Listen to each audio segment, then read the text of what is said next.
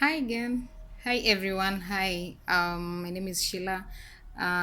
We had an video about sports injuries before. That was part one because we talked about soft tissue injuries. So this is part two. We're going to discuss about other types of injury or another class of injuries during sports which occur. So we have hard tissue injury. Hard tissue injuries mean that we usually have hard tissues in our body. So hard tissues talk about bones and also the dental, that is our teeth. Those are hard tissue injuries. And when we get hard tissue injuries, it occurs from a very, very strong impact. So when you fall and hit something very hard, so what happens, it leads to a fracture. A fracture just means a disconnection or a crack on your hard tissue, that is the bone or the skeleton. We talked about the skeleton. The skeleton means that this is our structure which holds us to stand, move, run. Just in motion, it really assists.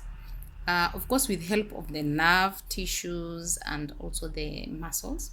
So when we get a hard tissue injury, that is maybe a bone fracture, sometimes it involves damage also to the major nerves because they're usually deep in our bodies. They are hidden under the muscles. They are deeper.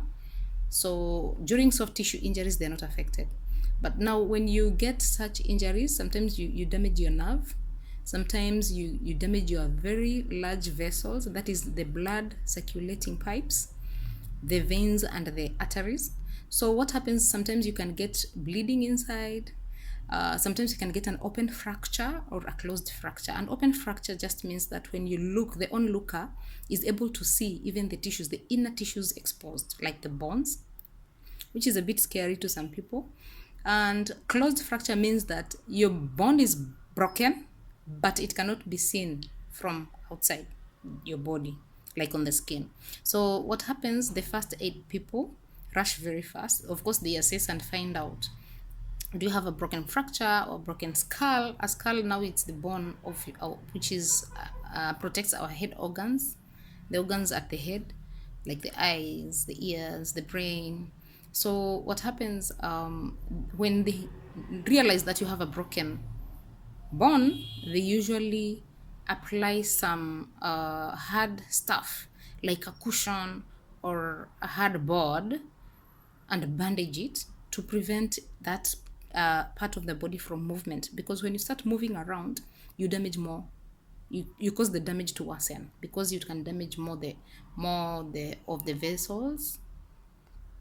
You can also do more damage of the nerves. So they just immobilize the part. They make the part not to move around.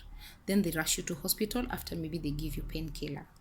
So these major hard tissue fractures or injuries can also involve our dental formula, that is our teeth. Sometimes you can get to the fracture through the dental formula, through our teeth. So that means that also you need to be referred for urgent dental review. So that's it for today. I hope the video gives you some oversight. Not everything, not deep information, but something clearly what you can understand. And sometimes, just forgot to mention that sometimes you can get a major dislocation, maybe of the hip bone. You can get a dislocation of your knees. Of course, you'll get a lot of pain and swelling. So when you're given some painkiller, you refer to a hospital for surgery and major intervention. We will have an episode where we'll talk about first aid in the field, and you'll understand all what happens, the sprays, the what, there's something they put in your mouth, you swallow, all that, the massage, the cold compressions. We'll talk about that. So kindly share, subscribe. Thank you for listening.